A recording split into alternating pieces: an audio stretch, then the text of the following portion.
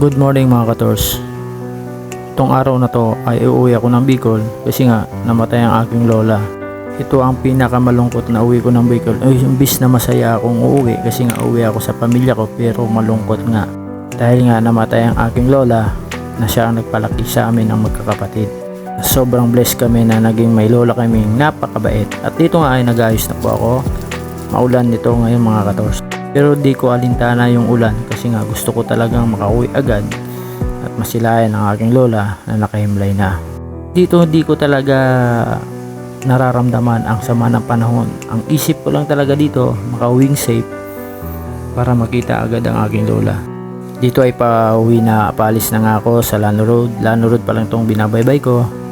At ito na, andito na nga ako sa, ang tansya ko dito ay nasa Kabinti o Lasiana. Basta bundok na po itong dinadaanan kong gabi, madaling araw na ako lang ang dumadaan.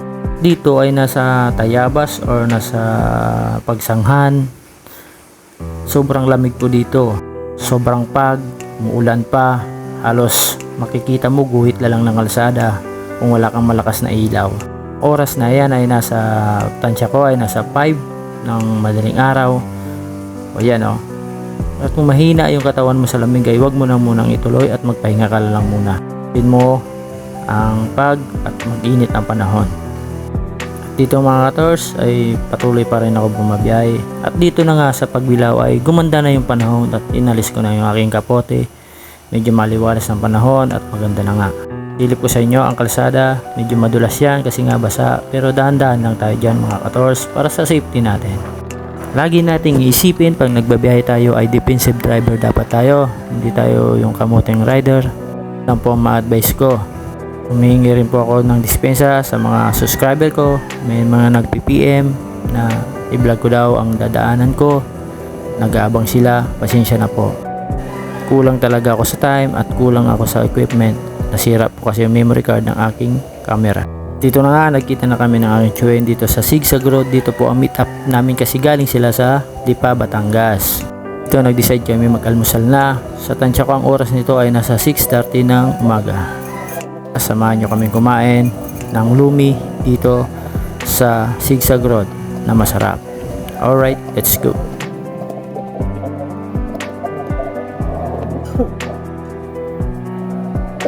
Kanina pa ako dun kasama pala ni Tito ang kanyang anak na si Sian.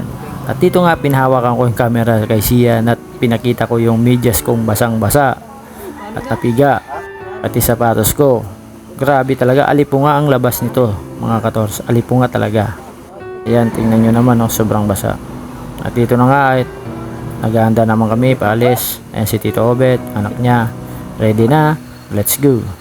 Dito ay makikita nyo ang ganda ng Atimonan, Quezon dito sa Sigsag Road. Napakaganda talaga dito at napakatirik ng mga daan. Kung mahina ka sa matitirik na lugar ay huwag mo nang ituloy kung malululain ka lang. Pero napakaganda nito, lalo na doon kung nasa tuktok ka ng doon na sa pinakatuktok. Ayan tingnan nyo naman nakikita nyo yung bus na yon o van. Magsasalubong kami niyan dapat hindi pwede magsalubong yan, dapat may mauuna. Let's go, panoorin nyo muna.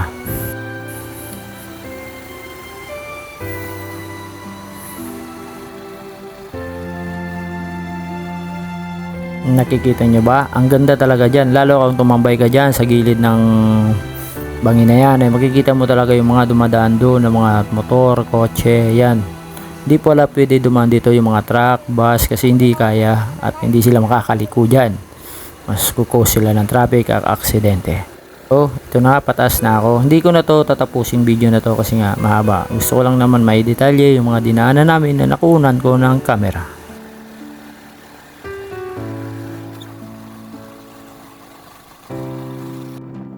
At dito nga ay nakababa na kami. Nandito na kami sa Palaradel, Quezon to, Plaridel. Ang sunod nito ay Gumaca. Pero alam ko hindi ko na nakunan yung Gumaca. Alam ko Plaridel pa to. Sunod nito Gumaca, Quezon.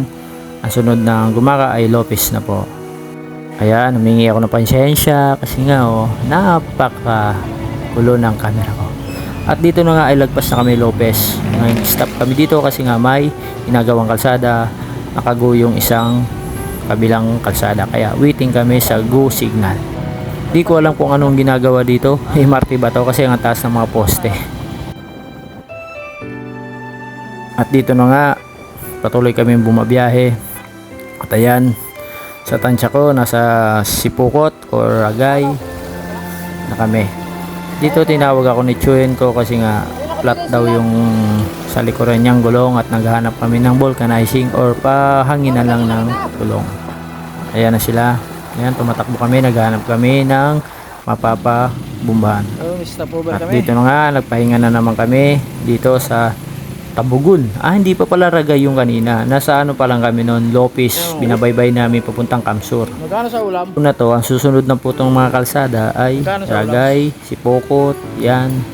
Nag-decide kaming kumain. Napakamahal ng mga ulam dito. Kaya kung kayo walang budget, ay magbaon na lang kayo. Kasi 120 isang order nito.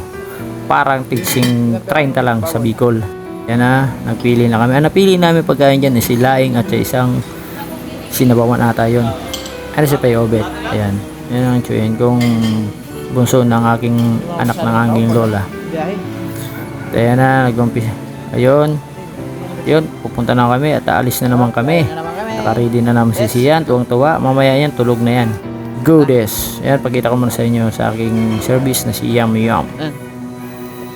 5 times, 6 times na po siya umuwi ng Bicol. No worries. Maganda pa. Dito nga ay parang malapit na kami. Ito, pagkikita ko sa inyong kalsada. Ayan o. Ayan. Tinitingnan ko sa latito kasi nga patulog-tulog na sisiyan sa mga oras na yan. Sa tansya kong oras na yan ay nasa alauna to alas 2. Okay, lagpas na kami naga nito o panaga pa lang. Ayan, alam ko panaga na nitong takbo namin. Mga Ragay na siguro to. Sipokot na tinatakbo namin. Sobrang pakit ng camera ko talaga. At dito, nag-stop over na naman kami. Dito sa motor shop na malapit. Kasi nga natatay ito si Sian eh. Naantok na. Alang po, nasa Pamplona na kami. Ayan, mga malaking truck o. Nakita nyo yung mga truck na yan. Lalaki no. Patuloy lang, nagpapahinga kami. Kasi si Sian nga, naantok na to. Alam po nauhaw at natatay. Kita nyo naman sa mukha ko na parang napapagod na rin ako. Pero kinakaya ko.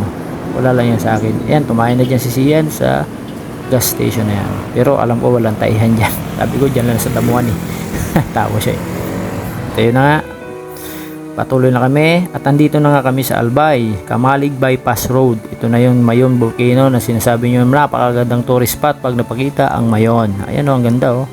Yan talaga, pasensya na. Wala talaga akong magandang camera. Soon magkakaroon din tayo.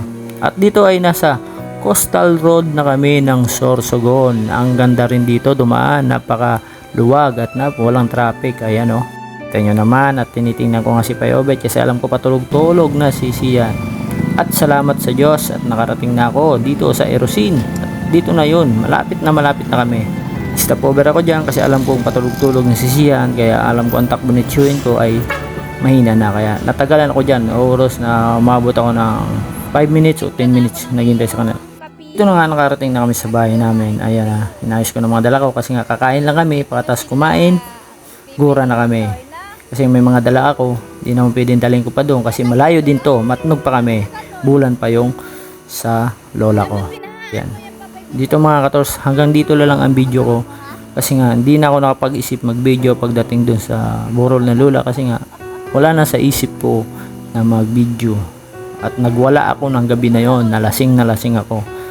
At talagang nagwala talaga ako. Ewan ko, sabi nila nagwala daw ako, iyak daw ako. Lola, I love you. Rest in peace. Saan ka man, mahal na mahal ka namin.